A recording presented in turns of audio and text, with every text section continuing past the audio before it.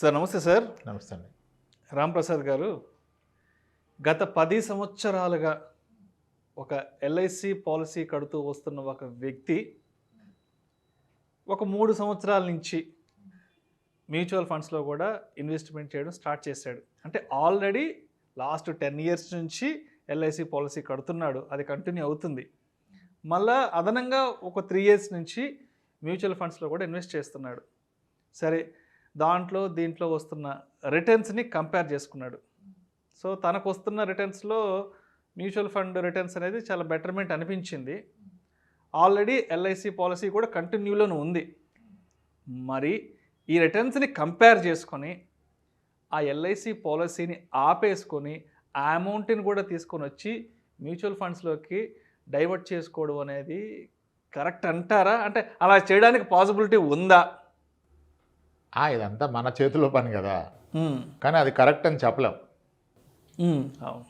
First of all, ఒక వ్యక్తికి investment కాదు ఇంపార్టెంట్, ఇన్సూరెన్స్. ఎల్ఐసిలో మీకు ఆ ఇన్సూరెన్స్ ఉంది. మీ మ్యూచువల్ ఫండ్లో ఇన్సూరెన్స్ ఎక్కడిది? ఇన్సూరెన్స్ లేని పక్షంలో రేపు వ్యక్తికి ఏమన్నా అయితే ఇన్వెస్ట్మెంట్ ఆగిపోతుంది కదా, ఆబ్వియస్లీ. సో రిటర్న్స్ కొరకు ఇన్సూరెన్స్ పాలసీ కాదు, ఇన్సూరెన్స్ కొరకు ఇన్సూరెన్స్ పాలసీ.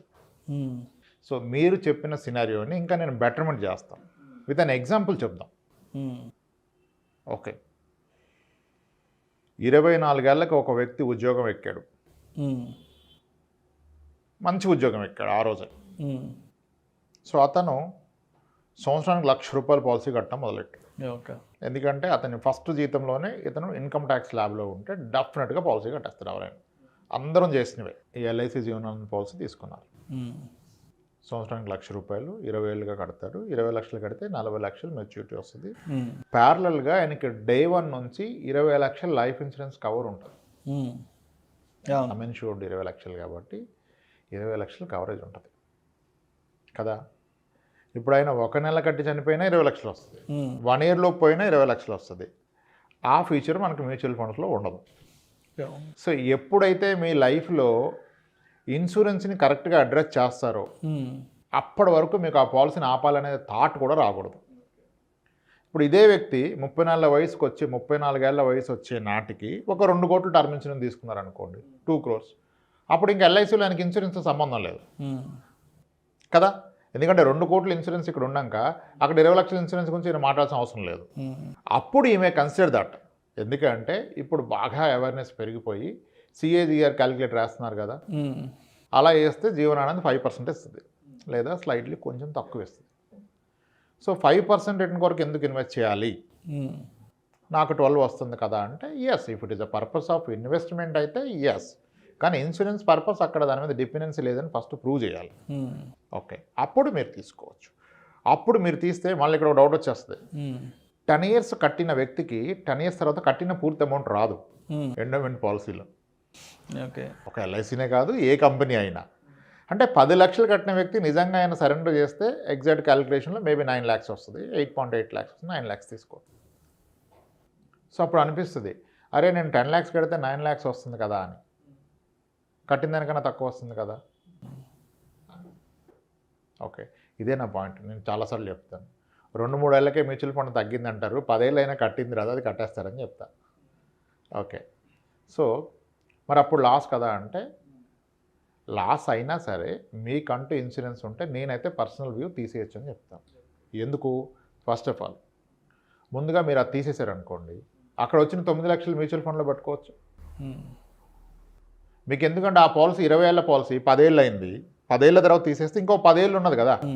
ఒకవేళ అప్పటిదాకా మీరు కట్టడం చేస్తే మీకు 40 లక్షలు వస్తుంది. ఇప్పుడు ఒకసారి ఆలోచించండి, సన్నగా దాన్ని కట్టడం ఆపేశారు, ఆ 9 లక్షలు తీసుకొచ్చి మ్యూచువల్ ఫండ్లో లంసం పెట్టేశారు.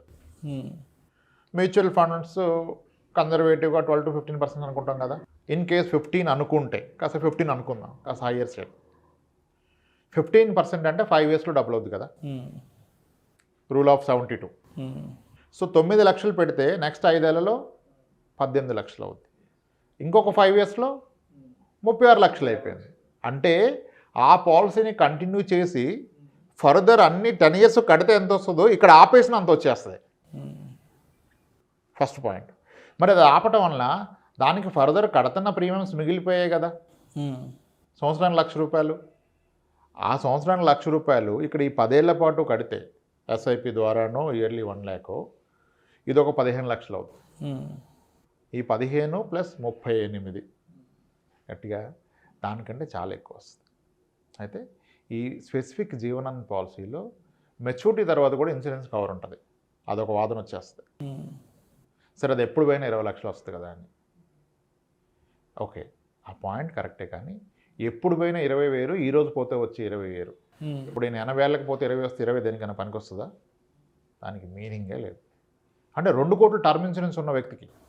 సో ఇక్కడ ఓవరాల్ స్టోరీలో ఈ ఎల్ఐసి పాలసీ రాంగ్ అని చెప్పే ప్రసక్తే లేదు. ఎందుకంటే ఎవరికైతే ఇన్కమ్ ఎలిజిబిలిటీ ఉంటుందో వాళ్ళకే టర్మ్ ఇన్సూరెన్స్ వస్తుంది. అది లేని వ్యక్తి టర్మ్ రాదు కదా. అప్పుడు ఆప్షన్ ఎల్ఐసి పాలసీయే. ఇప్పుడు ఒక రిక్షా పుల్లరు ఉన్నారు, లేదా ఏదో ఊర్లో స్కిల్ జాబ్ చేసుకుంటారు, రోజుకి 800, ₹1,000 సంపాదిస్తాడు. ఆయన ఐటీఆర్ ఫైల్ చేయడు కదా, అతనికి టర్మ్ ఇన్సూరెన్స్ రాదు. ఆ వ్యక్తికి 10 లక్షల పాలసీ ఆ 20 లక్షల పాలసీ ఎల్ఐసిలో ఉంటే నిజానికి రిస్క్ జరిగితే ఆ 20 లక్షలు ఆ ఫ్యామిలీ నిలబెట్టగలుగుతుంది. కానీ ఈ 10 లక్షలు 20 లక్షల ప్యాకేజ్ ఉన్న వ్యక్తికి ఇతను పోతే 20 లక్షలు వస్తే ఎలా నిలబడుతుంది ఫ్యామిలీ? లేదు. సో అందుకనే ఏది కూడాను ఇన్వెస్ట్మెంట్స్లో బ్యాడ్ అనేది లేదు. All the investments are good only. But the question గుడ్డా బ్యాడా కాదు, ఏది నీకు రైట్. ఒక ఫార్మసీలో ఉన్న మెడిసిన్ అంతా good medicine, there is nothing called a bad medicine. But ఏ మెడిసిన్ వేసుకోవాలి? అది మనం ఐడెంటిఫై చేసుకోగలిగాం. డబ్బు తెలిస్తే వేసుకోవాలి, అది కూడా ఆ రిక్వైర్డ్ డోసేజ్లో వేసుకోవాలి. ముందుగా మీరు డయాగ్నోస్ చేసుకొని మీ జబ్బు ఏదో గుర్తించి దానికి ఏ మెడిసిన్ అది వేసుకోవాలి. అన్ని మంచివే కదని అన్ని గుడ్డే కదని అన్నేసుకుంటే అవదు. ఎలాగైతే మీ జబ్బుకి రైట్ మెడిసినో అలాగే మీ ఇన్వెస్ట్మెంట్స్ కూడా మీ రిక్వైర్మెంట్కి రైట్ ఇన్వెస్ట్మెంట్ కావాలి. అందరూ తీసుకున్నారని తీసుకోవద్దు. అలా అని ఇప్పుడు ఈ ఎల్ఐసి పాలసీ తీసుకున్న ఎవరు లేరు, అందరం ఒకప్పుడు తీసుకున్న వాళ్ళమే. మొదటి జీతంలో ఎల్ఐసినే తీసుకున్నాం. ఆ రోజు అది కరెక్టే. ఈ రోజు కూడా రాంగా అంటే ఇప్పుడు భారీ ఇన్కమ్ ఉంది, ఆ 20 లక్షలతో మనకు వచ్చేది ఏమీ లేదంటే అప్పుడు ఈ రోజుకి గ్రో కాలేదు కెరీర్లో అంటే అది ఉంచుకోవాల్సిందే. అలా. సో ఇక్కడ రైటా రాంగా కాదు, సారీ గుడ్డా బ్యాడా కాదు, రైట్ ఏది. అందరికీ ఒకటి రైట్ కాదు, ఒకరికి రైట్ అయింది ఇంకొకరికి రాంగ్ కావచ్చు. లోయర్ ఇన్కమ్ వాళ్ళకి అందరికీ ఒక అద్భుతమైన వరం అంటూ ఉందంటే ఎల్ఐసి పాలసీ. ఆబ్వియస్లీ. ఎందుకంటే ఆ 5 లక్షల ఇన్సూరెన్స్ కవర్ కూడా ఒక ఫ్యామిలీని నిలబెడుతుంది. కానీ ఆల్రెడీ నేనే నెలకు 1,00,000 సంపాదిస్తున్నానంటే ప్రాబ్లీ అప్పుడు అది రైట్ కాదు. ఎస్ సార్, అలా ఆలోచించుకోవాలి. ఇట్స్ కంప్లీట్లీ నో చెప్పేది లేదు, ఎస్ చెప్పేది లేదు. ఇప్పుడు మనం చెప్పిందని క్రాస్ చెక్ చేసుకోవాలి. మళ్ళీ దీని మీద కామెంట్స్ వద్దు. అంటే వస్తుందా 12 అంటే 15 వస్తుందా అంటే ఎల్ఐసిలోనే మ్యూచువల్ ఫండ్స్ ఉన్నాయి, LIC mutual funds. You type LIC blue chip fund, LIC large cap, ఏదో మిడ్ క్యాప్ ఉన్నాయి, అవే చెప్పేస్తాయి గూగుల్లో మీకు. ఎల్ఐసి మ్యూచువల్ ఫండ్స్ 12 ఇచ్చినాయి కదా. సో ఆలోచించి ముందుగా టైం వెచ్చించండి, అప్పుడు నిర్ణయం తీసుకోండి. సో కేస్ టు కేస్ ఉంచాలా తీసేయాలా అలా నిర్ణయించుకోవాలి. Right. Thank you sir. Thank you so much Ramprasad గారు. రైట్.